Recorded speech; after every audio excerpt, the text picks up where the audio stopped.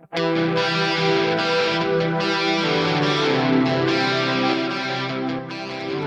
back to the Fourth Way podcast. We are continuing our discussion on consequentialism by exploring how God began to uncover the impact of consequentialism in my own life. So over the next 4 episodes, we'll take a look at what God has been showing me in my own life. The first area in which God uncovered my consequentialism was in my grace, or lack thereof. In most of my life, I was never in a position to show much grace. At least, in retrospect, it doesn't feel like I had much opportunity to do that, because I was surrounded by people who were mostly like me. And of course, God knows I didn't need much grace, right? I was a pretty upstanding Christian school, church-going person. So everybody else around me was, for as much as I knew, just like me. That changed a bit when I joined our church's diaconate, because part of what our diaconate did was that we met with individuals who were in need of grace. And of course, now that sounds very, very condescending to me, because I am and was in need of grace, and so was everybody else I knew around me. But the types of people that we would meet with, that would come into our church and seek assistance, they were clearly in need of grace. Now, me and my denomination, we tended to lead with our heads more than we led with our hearts. And there are a lot of things I love about the passions and gifts that God has given to me, and the denomination that I am in. I love it, but there are pros and cons to everything. And for me and my denomination, one of the major cons was that most of us tended to lead with our heads more than our hearts. And maybe that's even a little too soft. We led with our heads, and many of us don't really have hearts. That might be a better way to put it. Though perhaps that goes a little bit too far the other way and is too harsh. But I mean, we had a formal, sterile process for evaluating the needs of people when they came in. An individual would walk into the church while the church service was going on. We'd take them to a side room, ask them a bunch of questions, a lot about, do you attend another church? What job do you have? Are you divorced? I mean, all kinds of questions to try to figure out, are they worthy of giving or not? Do they have other ways that they can get money or not? And while I'm not saying that process is necessarily bad and that some of those questions shouldn't be asked, the process was sterile. It wasn't at all relational or gracious.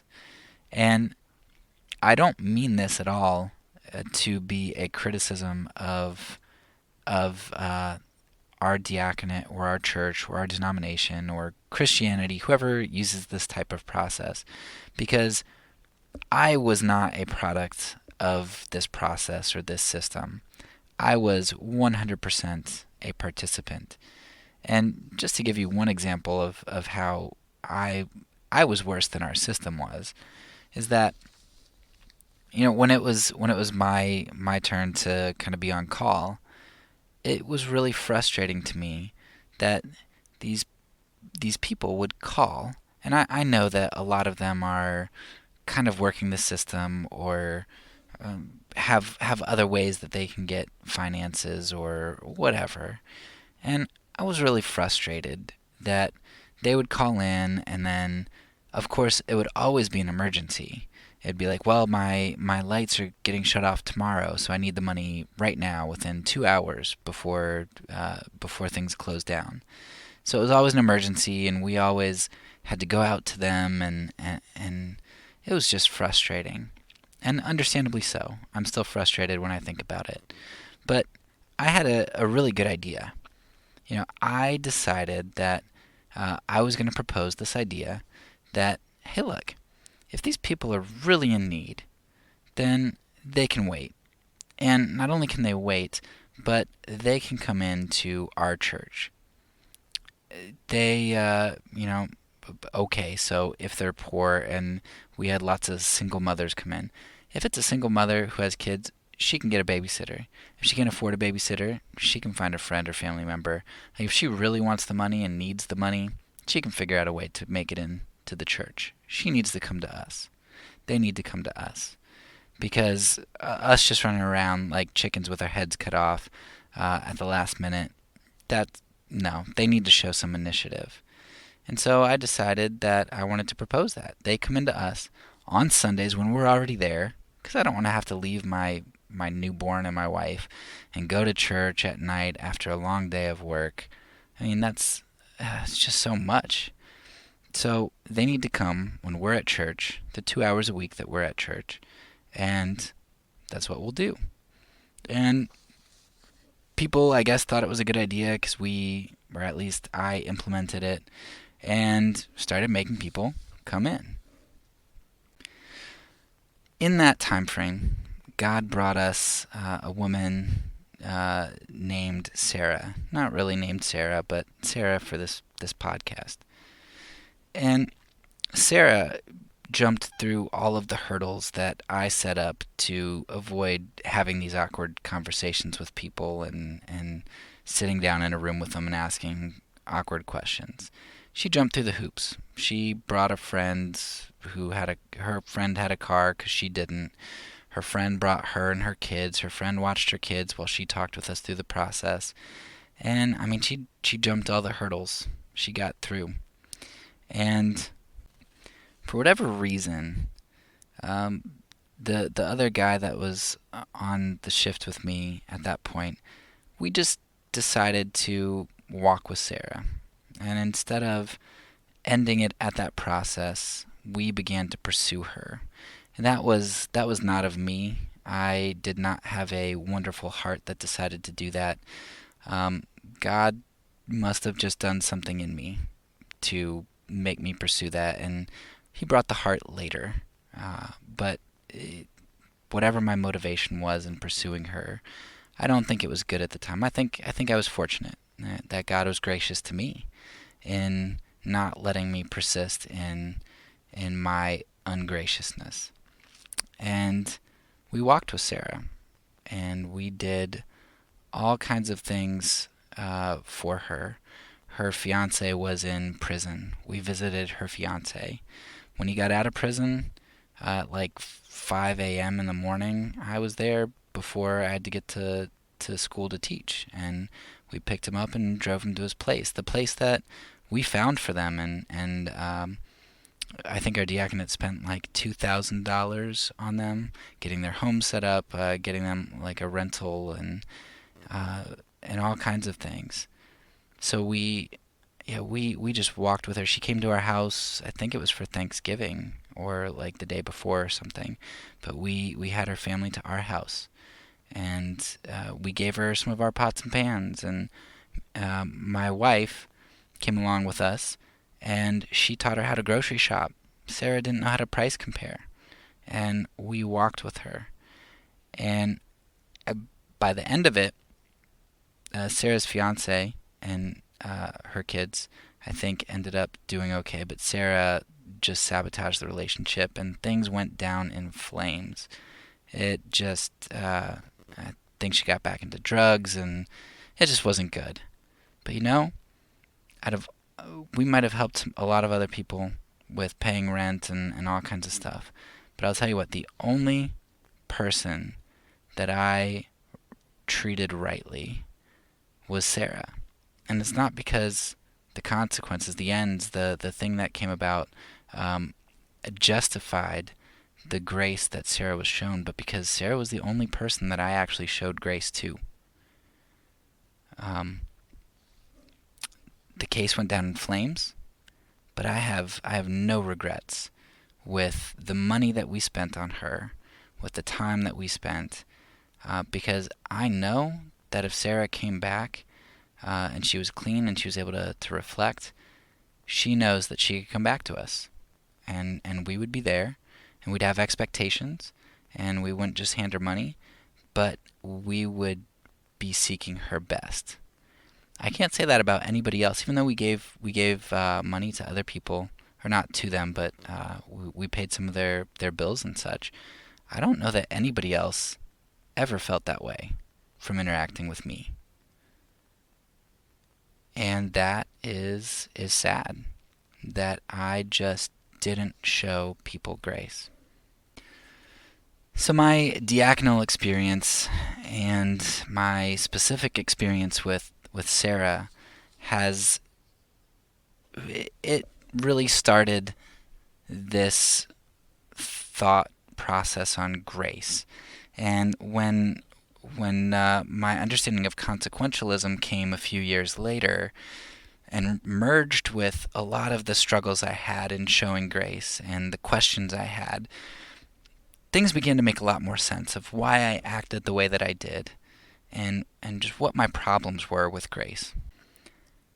I think one aspect in which I can emphasize what started to unravel for me the most is in discussing probably financial means, um, because that's what our diaconate dealt with, and that's a lot of the consideration I had in how to show grace tended to be through finances. And most Christians that I know, when you talk about giving to other people, they're absolutely infatuated with this idea of the avoidance of enabling others. And I get it. As an American, the whole independence thing is a really big deal. And if you're all about independence, enablement is the antithesis of independence because that creates dependence. And we don't want that. And so we are just so infatuated with not enabling others. And this can extend beyond finances, and it can go to time as well, like the time you spend with people or the assistance you give them, the jobs you do for them, etc. And we think that if we give grace too early or too much or too often, that we will enable somebody. And while I'm not going to deny that can be the case, it's a really odd notion, especially in my denomination, which is Reformed, where we proclaim that grace precedes faith, and that Christ loved us before we could love Him. That His pre-gracing us is actually the thing that motivated us and changed us and transformed us. That His free grace to His enemies in measure beyond measure of what we could imagine. I that's what Christianity, and especially with the emphasis in the Reformed circles, that's what Christianity is. That's the gospel. I experienced that too. Now I was I came to Christ when I was supposedly like 3. I don't know a time when I didn't follow Christ or believe in Him, etc. So it's hard for me to look at my life and see this pre-gracing and this transformation that occurred in my life. But I'll tell you, through my diaconal experience and my experience with Sarah, I will say that it was the one time that I led with grace with Sarah, that I felt freed when I was able to lead with grace, rather than with stipulation and just sterile processes. And that leading with grace, that's the only time that I did not have nagging regrets in how I handled things. And that's not to say that I didn't do anything wrong with Sarah's situation. I always could have done something differently, but there is a big difference in what it did to my soul between over-gracing somebody and under-gracing somebody. And I'm sure what I just said there is probably sacrilegious to a lot of people, because we have this other term that we throw around quite a lot, because we perceive that if enabling is bad, um, and we think that overgracing is this tool for enablement, and our job is to be efficient with our resources. We call this stewardship, right? Our resources need to be stewarded really well. This stewardship, though, it sounds like a really good term, and it sounds like something that's very biblical and something that is going to help us to do the right thing. And I do think that stewardship is a biblical term, but it's always ironic to me that when we use the word stewardship, we almost always mean financial goods or material goods. We have to steward those things. And sometimes people will talk about stewarding time as well. But we don't talk about stewarding grace either. Like, um, with Sarah's situation, was it better for me to steward the finances of our church, or to steward the grace that I doled out to Sarah? And when we say stewardship of the finances of our church, what we mean is there bang for my buck? If I spend $2,000 on Sarah, she better become a Christian, because if not, then that's a waste of my resources. Me showing grace to Sarah is less important than me not wasting $2,000 on Sarah if she doesn't really have a good chance of becoming a Christian. And so stewardship is consequentialistic. It ends up being about outcomes rather than stewarding the love and the wonderful things that God has given to us. It's all about material goods. It's all about outcomes. And to elaborate on this, I want to kind of tell you a story, and then kind of have another story inside of a story. So let me start my story with the youth group in Romania and a game that we played. It was called Courageous or Stupid. So I want you to play along, and I want you to think about these statements that I make. And I want you to answer, is it courageous or is it stupid? So here we go. Number 1, walking into a fire. Is that courageous or stupid? Number 2, jumping into a frozen lake. Is that courageous or stupid? Number 3, running across a busy highway. Is that courageous or stupid?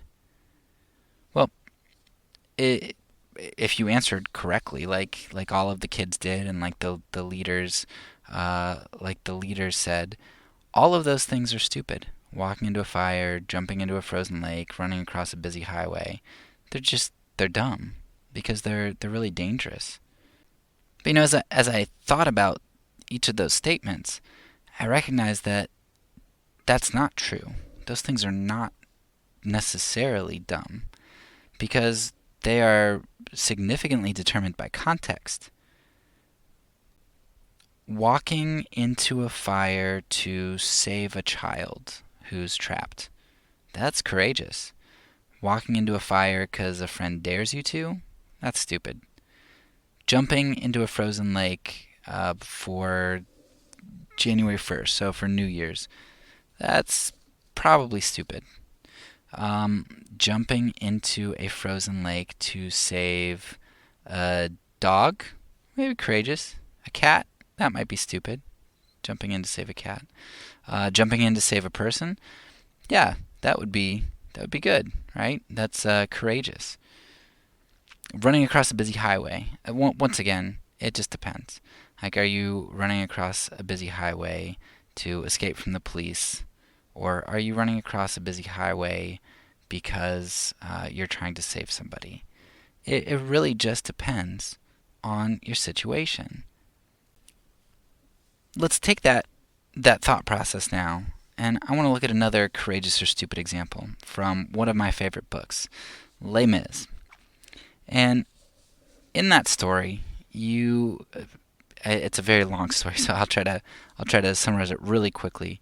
The beginning part, which has important context for the story that we're going to see.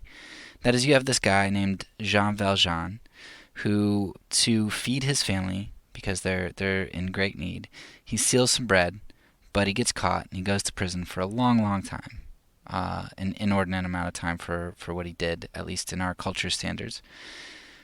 And he goes to prison. He gets out, and of course he's marked. He can't do anything. He can't get work. He can't, like, what's he supposed to do? He can't support himself. Well, he comes along to this church, and a priest lets him stay there against the nuns and the household's wishes, because they don't know what he's going to do. Is he going to steal something? Is he going to try to kill them? They don't know what he's going to do. But the priest recognizes that this man is in great need, and he lets him in. Now here's the question. Was the priest's act to allow Valjean, a prisoner who has no means to support himself and who looks all disheveled and crazy, is the priest courageous or stupid to let him stay in the church where there are many material goods as well as lives that kind of hang in the balance? Now, the priest didn't know anything at all about what the outcome was going to be. He had no idea if anybody would be harmed. He had no idea if property would be taken. And he had no idea if he was going to have any impact on Valjean, good or bad, whatsoever. In fact, statistics would have said that the priest's action was unwise because damage to himself as well as others in the house and property was very highly likely, while the transformation of Valjean was extremely unlikely. So in this sense, the priest was a bad steward. Right? He endangered himself, he endangered others, he endangered God's material blessings that had been donated by individuals in the community. And maybe even in our modern minds, the worst of it was that by doing this, he might even be enabling Valjean. So Valjean stays the night, and he ends up slipping away in the middle of the night, stealing a bunch of the, I believe it was the silverware or something, some of the silver goods, and he gets caught by the police because he's pretty conspicuous, and the police bring him back to the church, and Valjean knows that he's going back to prison, and there's nothing he can do, and he's guilty. When they get there, they said, "Hey, we caught this guy with all this stuff that we know came from the church. We're going to take him to jail." And the priest says, "No, no, no. I gave this man in need. I gave this stuff to him, and in fact, I can't believe he left without the most precious of the things that we have here. These, I believe, they were silver candlesticks. Here, take these silver candlesticks too." So not only does he enable this criminal by not prosecuting him, but he gives him more. He gives him more than the criminal even stole. What a bad steward. What an enabler this priest was. But absolutely nobody reads the story that way. None of us. It doesn't matter what side of the aisle you're on. It doesn't matter if you are like ultra libertarian or conservative, or it just doesn't matter. You don't read the story that way, saying that the priest was a bad steward or an enabler. Now we have to ask ourselves some questions then. Is the priest, do we think highly of the priest only because we basically have Valjean's story in this book and we know that the priest's actions worked? Are we saying that the priest's actions were courageous and noble and good and not immoral because they led to Valjean being a changed man? If the priest would have been wrong about Valjean if Valjean would have just turned back to a life of crime and gone to another church and stolen from that church, if the priest's act didn't work, would we then say, well, yeah, the priest was immoral? I mean, he was a poor steward, and he shouldn't have shown Valjean grace, and he just enabled a criminal. So are we willing to say that as if grace enacted on its own isn't beautiful and good, but it needs this outcome to be something good? So grace is only good if I know that I'm going to get something out of it, if I know that I'm going to achieve some result.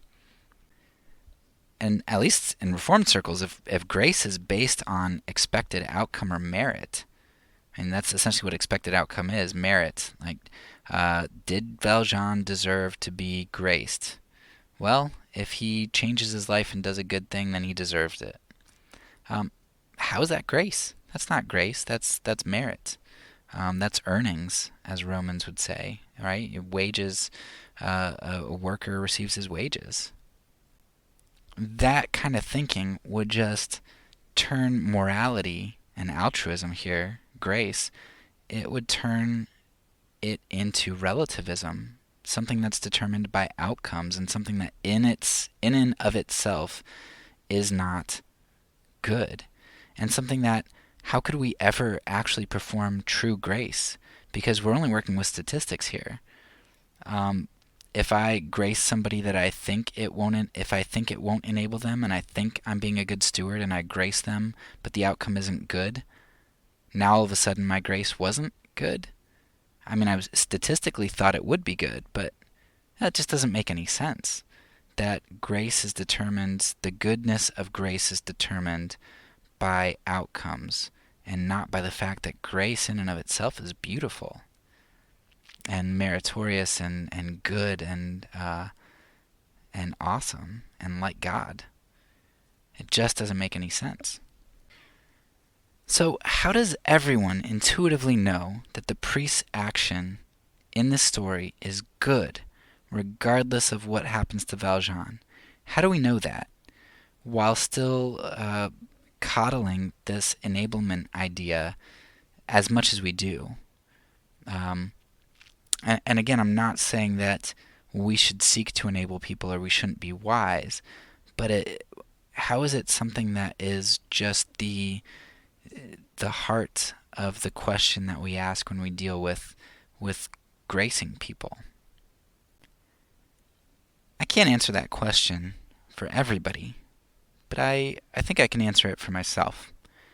How would I have explained that before God convicted me of consequentialism? And I think it would go to the story where Jesus says that he who is forgiven little loves little. For most of my life, I intellectually understood that I was a sinner and that I needed to be forgiven, but I didn't really see myself as a big sinner. And consequently, I didn't view myself as being in need of that much forgiveness, even though I knew that Christ had to die on the cross. He was there 99.9% for the other guy, and that 0.01% for me. That's kind of how it felt, and I think I felt like I was forgiven little, and so I loved little.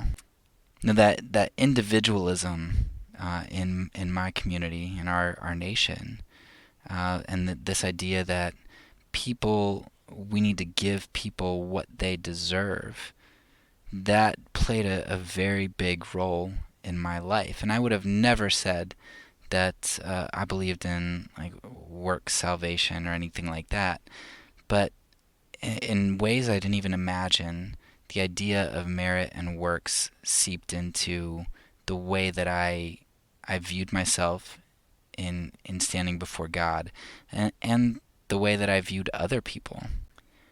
Because God didn't have to forgive me as much, in my mind, I became an arbiter of God's grace, whose job wasn't to administer in the same measure that grace was administered to me, because God didn't really have to spend that much grace on me. So instead of being an arbiter of God's grace, my job was to protect it. I needed to make sure that other people didn't take advantage of it. I needed to make sure that not too much grace was shown, that we didn't waste God's grace, especially on those who didn't deserve it, especially on those who had no chance of changing. And this idea of God's grace being wasted came up in my life just about a year or two ago, and kind of put the nail in the coffin for my ordeal struggling through this concept of grace and what it should look like, and how consequentialism had deformed that in my life. We were going through a book study on Tim Keller's The Prodigal God, and we were we asked one of our friends, attendees, to lead the study one week, one of our Romanian attendees. And when he came to lead the study, he led with this question. He said, in Romania, we have this phrase which says something like this. It says, "That which is good is rare." And he asked us if we agreed with that. I thought about it for a bit. Diamonds are rare, but they're really good. They're expensive. You've got like yachts and mansions, front row seats at a concert, vintage wines. I mean, the things that are more rare tend to be better and tend to be more expensive. So I was like, yeah, sure. That's, generally true. I wouldn't make that a universal claim, but yeah, I think that's pretty true. And then he kind of threw a zinger and he said, well, the chapter that we just read on God's grace says that God's grace is limitless. It's not only limitless in terms of how much there is of it, but in who it's available to. Like, it is for everybody to whatever extent they need it. So if good things are rare and God's grace is not rare, doesn't that devalue God's grace? Isn't that inflation? Isn't that God flooding the market with grace? How does that not devalue it? That was a very good question, and it's one that I continue to think through. And when I bring it up, people are like, "Yeah, that's really tough." It took me a long time of thinking through it to come up with, just a few points that I think are going to help us here in our discussion on consequentialism. One of the first observations I made was that I do think that the best things in life are rare, like the diamonds, the yachts, all those things. But the interesting thing is that the necessary things in life are not rare. We view grace like a diamond, when I think it should be viewed more like water or air. It's kind of like the paradox of the diamond in the desert, or water in the desert. You realize that water is actually more valuable than a diamond, but it takes you some pretty extreme circumstances to figure out that water is more important than a diamond. And that's because for most of us, water is just ever present.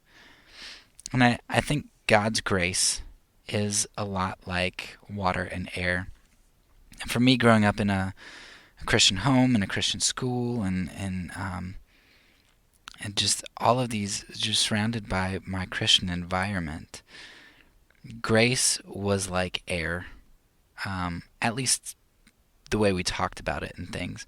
The experience of grace, I would say, was pretty rare, because that's another story. But I don't think the experience was all there. But man, we talked about it and we believed in it, and all of that stuff. It was present, and we would recount stories of people who experienced great grace. So we kind of lived vicariously through the changed lives of other people. We recognized that it was like air. But it took God taking me to the desert, meeting Sarah, and walking with her for a little bit to recognize that grace wasn't just something that I could talk about and say, "Oh yeah, that's awesome. Like we need it, and that's great." Um, it was something that I needed, like not just other people. Um, and that was transformational for me to recognize grace as a necessity and not something that needed to be guarded like like gold at Fort Knox, but something that needed to be distributed, more like aid to refugees. I wasn't My job was not to be an elite guard. My job was to be a distributor. And the only way that started to happen and is continuing to grow is because God has allowed me to see that I am a recipient of that great grace as well. That idea of being a distributor and not a guard has really changed my actions. And I need to be heard as saying, not saying that we just give everyone everything or that we throw off all discretion. I think more so I'm questioning a couple things. I'm trying to bring into question whether we're supposed to lead with grace or with caution. And certainly there are many times where grace and caution will be uh, present, maybe even close to being in equal amounts. But it seems to me that grace is supposed to be the prevailing factor. Our Father owns the cattle on 1,000 hills, and if I gave Sarah more resources than maybe would have been the best to do, because I was leading with too much grace, then my Father can sell one of his cows and can give us some of that money back. He can work in her heart and he can prevent entitlement, enablement, whatever. But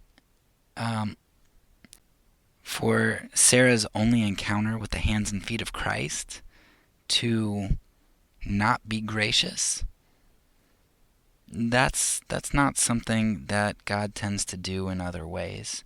Yeah, he can make the rocks cry out if he wants to, but for whatever reason, God has chosen to use his church and his people as the means to carry the gospel and community to those in need. And um, it, Sarah needed to have grace from us more than she needed caution. And God can replace funds, but Sarah needed to experience grace. And that kind of touches on the second question as well, which is risking poor stewardship of finances or grace more risky? What's more risky? Risking stewardship of finances or stewardship of grace? And I think risking the poor stewardship of grace is riskier. I think one of the third things that I'm questioning is whether a probabilistic outcome should determine our moral assessment of how to move forward. And I'm thankful to God for science and for all of the wonderful things that he has given to us, and the ways that we are able to make decisions more knowledgeably. But I don't know that making decisions more knowledgeably is equal to making them more wisely. If I know that the chances of the money I spent on Sarah had a 1% chance of working, that's great that statisticians can tell me because of her demographic and situation and all that she's hopeless. That's great that they can tell me that. But man, that just undercuts the power of the Holy Spirit, that undercuts indiscriminate love and grace, and I don't know. It just feels so sterile and unchristian to do a bunch of math and figure out who has hope and who doesn't, and let's spend our money accordingly. I get it, and I'm not saying it's necessarily wrong, but